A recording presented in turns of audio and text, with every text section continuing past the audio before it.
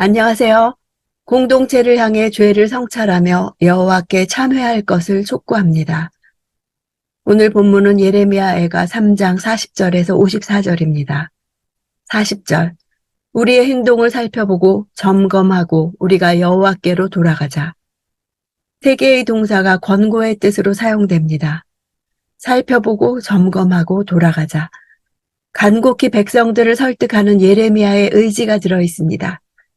동족에 대한 선지자의 애정과 하나님께 돌아오기를 바라는 간절함이 동시에 포함된 표현입니다. 행동이란 단어는 길이라는 뜻입니다. 지금까지 지나온 삶의 모든 행동을 점검하고 잘못된 점을 바로잡겠다는 의지를 나타냅니다. 과거 유다의 행위들을 돌이켜 살펴보는 것은 앞으로 나아갈 길을 온전히 밝히는 초석이 될 것입니다. 그들이 여호와께 돌아가는 첫걸음은 먼저 자신의 문제를 올바로 인식하고 성찰하는 데 있습니다. 돌아가자 하는 슈브 동사입니다. 과거의 악한 행위들을 깨닫고 회개하는 것은 바로 여호와께로 돌아가기 위해서 선결되어야 할 필요 요건입니다. 41절.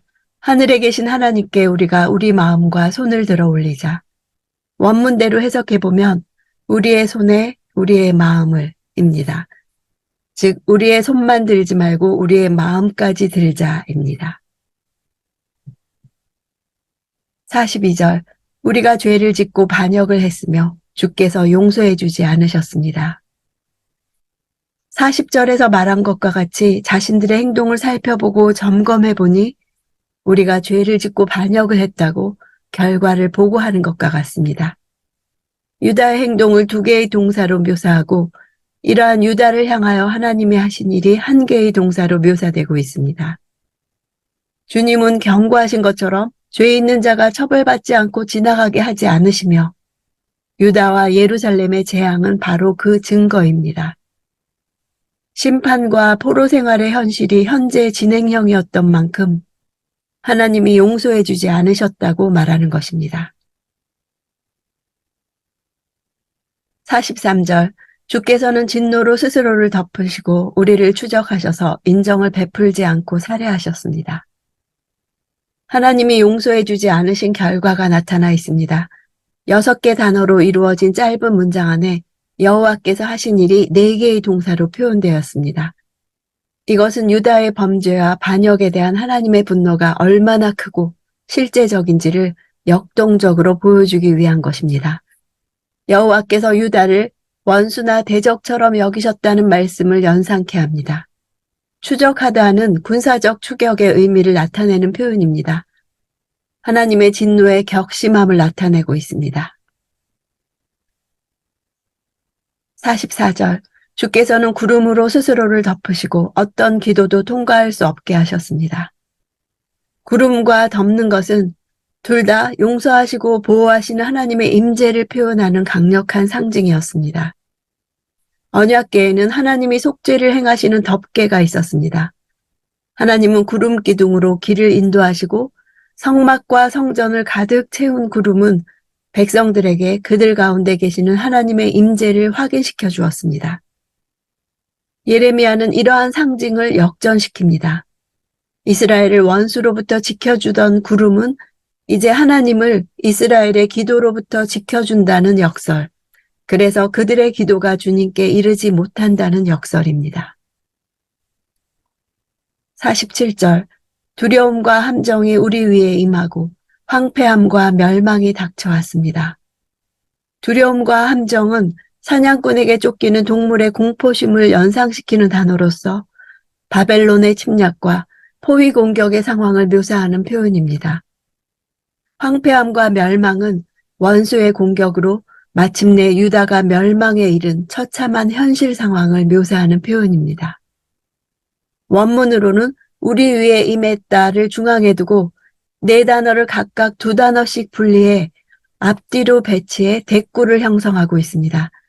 이러한 배치는 유다에게 임한 것이 무엇이었는지를 생생하게 묘사해주는 역할을 합니다.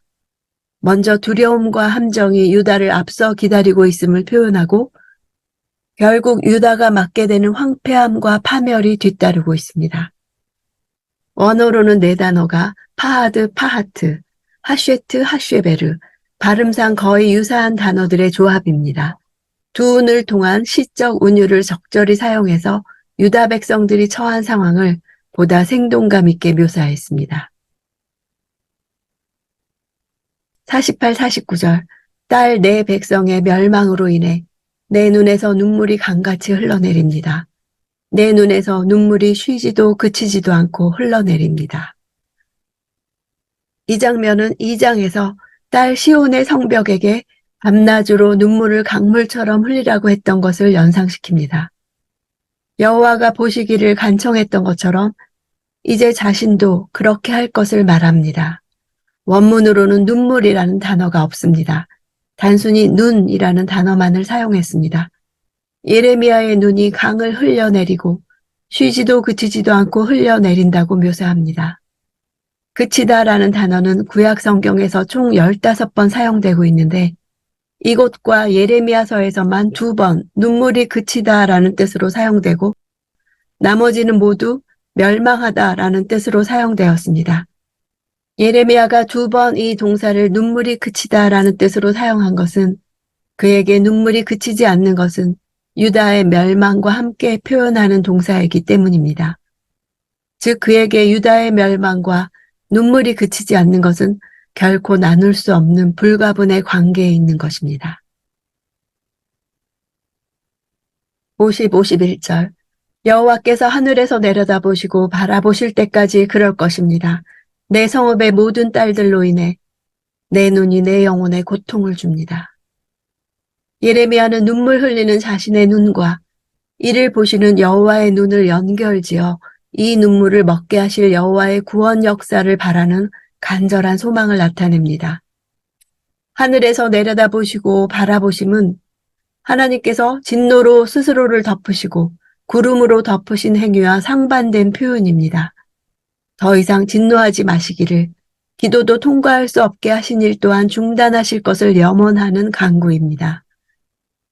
예루살렘의 여인들이 겪는 끔찍한 참상을 눈으로 보고 감당조차 할 수 없는 처절한 고통과 슬픔을 안고 난도질 당한 듯한 심령을 가지고 여호와께 나아갔던 것입니다.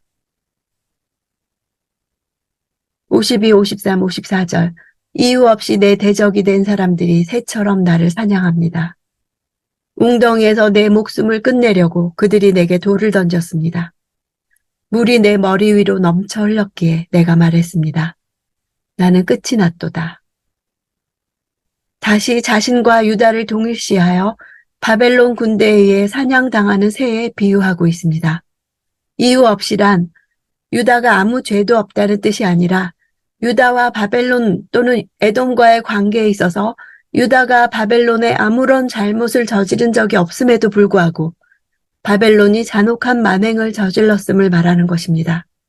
하나님이 바벨론을 심판의 도구로 사용하신 것은 분명하지만 그것은 하나님과 유다의 관계에 있어서의 문제일 뿐 바벨론과의 문제는 아니었습니다. 바벨론은 실상 이와 상관없이 자신들의 야욕을 채우기 위해 유다를 짓밟고 사람들을 학살하고 겁탈하며 포로로 끌고 가는 만행을 저질렀던 것입니다. 유다의 고난의 상황을 나타내기 위해 사용된 구덩이에 던져진 사건은 예레미야의 개인적 경험을 반영한 것입니다. 그는 과거 바벨론에게 항복하는 길만이 목숨을 건질 수 있는 방법이라고 여호와의 말씀을 선포한 일로 인해 유다의 친이집트파 고관들의 모략으로 진흙구덩이에 던져져 죽을 고비를 맞은 사건이 있었습니다. 바로 이러한 사건을 염두에 두고 그때의 자신의 처지와 지금의 유다의 상황을 연계시켜서 이 백성들의 절박함을 하나님께 아뢰고 있는 것입니다. 과거 자신이 갇혀 있었던 구덩이는 물이 없는 진흙구덩이였습니다. 따라서 구덩이에 갇힌 상태에서 물이 머리 위로 넘친다는 것은 곧 죽음의 위협을 상징하기 위해 사용된 비유적 표현입니다. 또한 물이 내 머리 위로 넘치다라는 표현은 감당할 수 없을 정도로 심한 고통과 위협이 자신을 감쌀 때 사용되는 히브리어의 관용적 표현이기도 합니다. 구덩이에서 죽음 직전에 가까스로 구출되었던 당시 예레미야가 느꼈던 심리적 위협과 고통을 묘사한 것이며 동시에 현재 유다가 처한 상황을 상징적으로 묘사한 것입니다. 오늘 본문을 묵상할 때 여호와께 돌아가자 찬양이 내내 흘러나오는 것 같습니다. 내 백성이 나를 떠나 돌아섰지만 내 사랑이 내 백성을 포기 못하니 내 모든 것 내어주고 나 그들을 얻으리라. 여호와께 돌아가자. 우리 돌아서도 그는 변치 않네. 여호와께 돌아가자. 우리 넘어져도 그 사랑 영원하네. 3장은 이스라엘이 범죄로 인해 심판을 받았을지라도 다시 여호와께로 돌아가면 새로운 회복이 기다리고 있음을 강조합니다. 이 메시지는 현대를 살아가는 그리스도인들에게 더욱 절실하게 다가옵니다.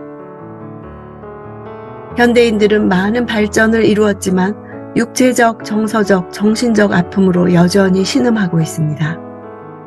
애가에서 선지자가 고난의 문제를 극복해 나가는 과정은 오늘 우리에게 고난 해결 방법에 대한 본이 됩니다. 예레미야의 눈물은 사랑하는 자기 백성을 향한 하나님의 눈물입니다. 우리가 죄를 지을 때 하나님은 기뻐하시지 않는 정도가 아니라 슬퍼하시는 것을 느낄 수 있어야 합니다.